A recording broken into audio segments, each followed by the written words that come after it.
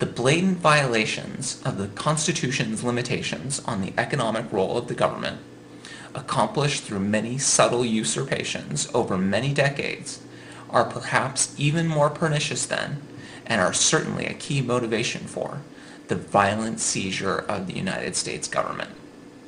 In order to establish a firm and lasting basis for justice and sound government, the economic role of the government must be re-examined in every detail.